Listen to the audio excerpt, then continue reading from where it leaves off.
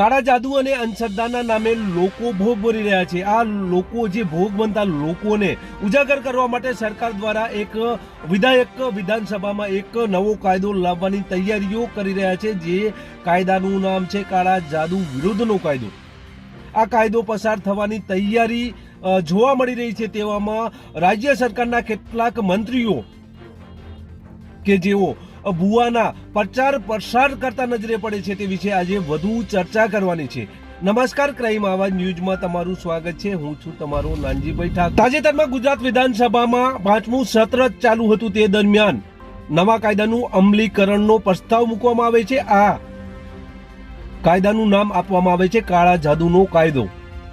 આ વિધાયક પસાર થયું સર્વાનુમતે, તેની અંદર બેઠેલા તમામ ધારાસભ્યોએ સહકાર આપ્યો અને આ કાયદો બનવા જઈ રહ્યો છે। ગુજરાત વિધાનસભામાં આ કાયદો પસાર કરવા માટે લગભગ ધારાસભ્યો દ્વારા આ કાયદાને સર્વાનુમતે સહમતિ આપી દીધી છે। આખરી તૈયારીઓ આ કાયદાને લાવવાની ચાલી રહી છે। તેવામાં રાજ્ય સરકારના મંત્રી ભીખુસિંહ પરમાર દ્વારા આ ભુવાના પ્રચાર પ્રસાર કરતા જો નજરે પડે છે, કારણ કે તેઓ એક સમયે માંદગી અનુભવે છે, ત્યારે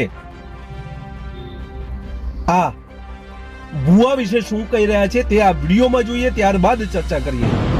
એવા બેન માટે ઘણું બધું કહી શકાય છે, કારણ કે મને હમણાં 1 મહિના પહેલા બ્રેન સ્ટ્રોક આવ્યો। મને જે બેનની ચૂંટણી ચાલતી હતી એ વખતે આની તકલીફ હતી, 3 મહિનાથી હતી। મને 10 સેકન્ડ માટે ચક્કર આવી ગયા અને હું થોડી વાર બેસી જાઉં તો ઉભો રહું, કોઈ મને પકડી રાખે, અસાવ થઈ જાય। ઘણા માણસો મને કહેતા હતા કે આ આપણે સારા ડોક્ટરને બતાવી દઈએ, પણ એ વખતે મેં એવું કીધું કે બેનની ચૂંટણી પૂરી થઈ જવા દો, ગમે તે રીતે બેનની ચૂંટણી આપણે પૂરી થાય પછી સારા ડોક્ટરને બતાવવું છે। યોગાનું ચૂંટણી પૂરી થઈ, બેન જીતી ગયા અને એ પછી મને આ બ્રેન સ્ટ્રોક આવ્યો અને બુધવારે હું દાખલ થયો, બુધવારની મને રજા મળી। ત્યારે મારા કોઈ મિત્રએ સુરતની અંદર કોઈ ભુવાજી પાસે એની વિધિ કરાવી, વિધિ ચાલુ કરી હતી, જાપ થઈ। તો એને મને જે દિવસે હું દાખલ થયો બીજા દિવસે મને ફોનમાં એને એમ કીધું કે ભુવાજીએ તમને 8મા દિવસે રજા આપવાની કીધી છે, દવાખાનામાંથી 8મા દિવસે રજા મળી જશે। તો ખરેખર હું બુધવારે દાખલ થયો અને બુધવારે મને રજા મળી ગઈ।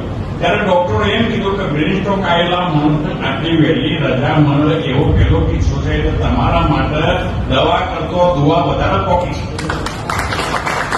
આપણે હું આપણી વચ્ચે અહીં ઉપસ્થિત છું, એટલે બેન શોભનાબેન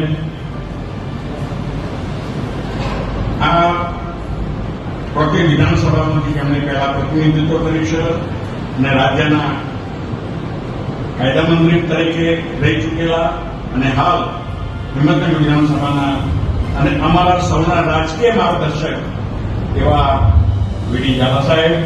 તમે સાંભળ્યું એ મુજબ આ રાજ્ય સરકારમાં બેઠેલા ભીખુજી પરમારે આ ભુવાની પ્રચાર પ્રસાર કરતા નજરે પડે છે। તેઓને 8 દિવસમાં હોસ્પિટલમાંથી રજા આપી દે છે તેવી પણ એ વાત કરી રહ્યા છે। ખેર, આ રાજ્યના મંત્રી પણ આ પાખંડનો શિકાર બન્યા છે એવું કહેતા આપણને શરમ આવે છે। અને શા માટે એવું કહીએ? કારણ કે અંધશ્રદ્ધાનો શિકાર બન્યા હશે કે પછી અતિશય શ્રદ્ધા હશે આ પ્રકારના ભુવાજી ઉપર તેમને પાછળ લગાવીએ ક્વેશ્ચન માર્ક, જેથી ભુવાજી આપણી પાસે નવી નોટિસ લઈને ન આવે। ખેર,